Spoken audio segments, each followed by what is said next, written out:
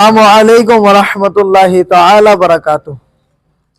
الصلاۃ والسلام علیک یا رسول اللہ وعلی آلک واصحابک یا حبیب اللہ صلی اللہ تعالی علیہ وآلہ وسلم۔ وضو کے مسائل کا بیان۔ سوال: کسی عضو کو دھونے کے کیا معنی ہے؟ جواب: کسی عضو کے دھونے کا یہ معنی ہے کہ اس عضو کے ہر حصے پر کم سے کم 2 بوند پانی بہہ جائے۔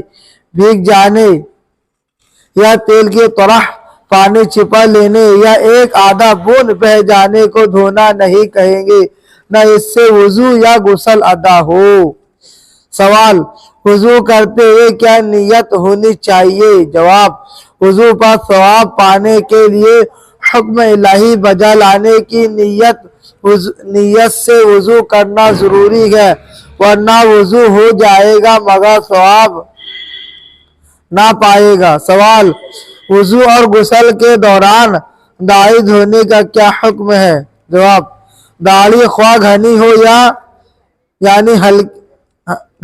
یا ہلکی، غسل فرض ہونے کی صورت میں اس کے ہر بال کا نوک سے جڑ تک کھال سمیت دھونا فرض ہے، البتہ وضو میں چہرے کی حدود میں داڑھی کے بال گھنے نہ ہو، یعنی بالوں کی جڑیں اور کھال وہ ظاہر ہوتی ہو، تو اب چہرے کی حد میں موجود داڑھی کے بال معنی ساتھ کھال دھونا فرض ہے، اور جو بال چہرے کی حدود سے نیچے ہو ان بالوں کا دھونا فرض نہیں، ان کا مسح سنت ہے اور دھونا مستحب ہے۔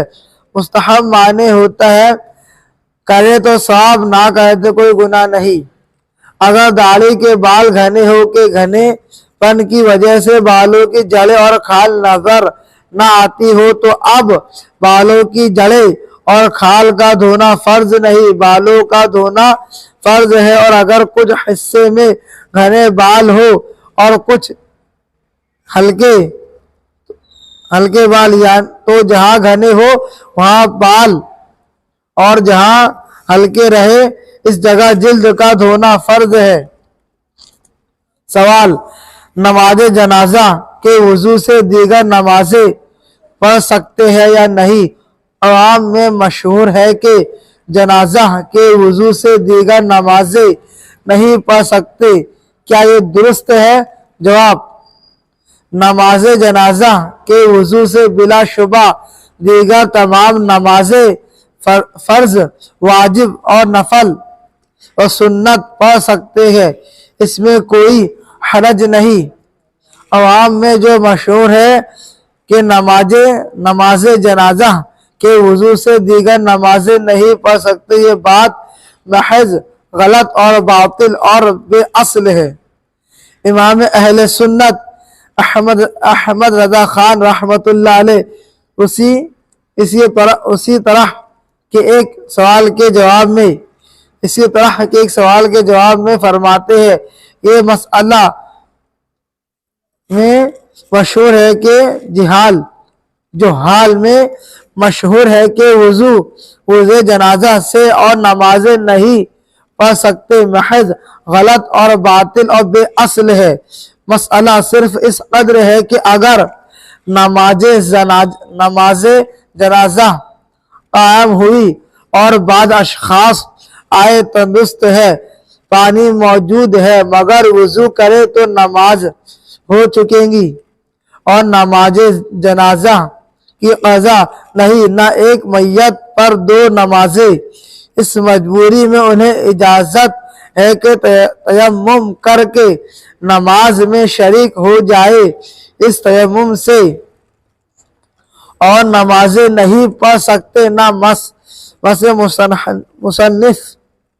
مصحف وغیرہ وہ کام جن کے لیے طہارت ضروری ہے بجا لا سکتے ہیں، کہ یہ تیمم بحالت صحت و وجود ما ایک خاص عذر کے لیے کیا گیا تھا جو اس نماز جنازہ تک محدود تھا، تو دیگر صلات و افعال افعال معنی کام کے لیے وہ تیمم محض بے عذر اور بے اثر رہے گا۔